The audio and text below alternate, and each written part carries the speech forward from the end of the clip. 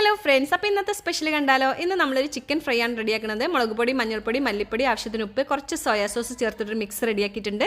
ഇതിലേക്ക് നമ്മൾ കുറച്ച് കോൺഫ്ലോറും കുറച്ച് വെളിച്ചെണ്ണയും കൂടെ ചേർത്തിട്ട് ഒന്നും കൂടി മിക്സ് ആക്കി കൊടുക്കുക. എന്നിട്ട് നമ്മൾ ക്ലീൻ ചെയ്ത് വെച്ചിട്ടുള്ള ചിക്കൻ ഇട്ടിട്ട് നന്നായിട്ടൊന്ന് മാരിനേറ്റ് ചെയ്ത് വെക്കുക കേട്ടോ.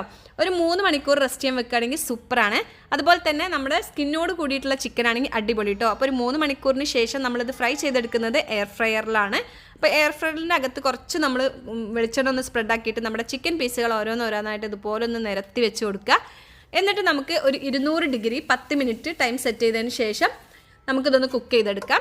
അപ്പോൾ ഒരു വശം കുക്കായി വന്നു കഴിയുമ്പോൾ നമ്മൾ തിരിച്ചിട്ട് കൊടുത്തിട്ട് അതുപോലെ തന്നെ 200 ഡിഗ്രി 10 മിനിറ്റിൽ നമ്മൾ വീണ്ടും അതൊന്ന് കുക്ക് ചെയ്തെടുത്ത് കഴിഞ്ഞാൽ നമ്മുടെ ടേസ്റ്റി ആയിട്ടുള്ള ചിക്കൻ ഫ്രൈ റെഡി ആവും കേട്ടോ. അപ്പോൾ അതിന് കോംബോ ആയിട്ട് ഞാൻ ഇന്ന് റെഡിയാക്കിയിട്ടുള്ളത് നല്ല ബസുമതി റൈസ് വെച്ചിട്ടുള്ള ഒരു നോർമൽ റൈസും പിന്നെ നമ്മുടെ ഒരു ഉരുളക്കിഴങ്ങ് കറി, നമ്മുടെ ടേസ്റ്റി ആയിട്ടുള്ള ചിക്കൻ ഫ്രൈ. അപ്പോൾ ഈ ഒരു കോംബോ ഇഷ്ടമെങ്കിൽ ലൈക്ക് ചെയ്ത് ഷെയർ ചെയ്ത് സപ്പോർട്ട്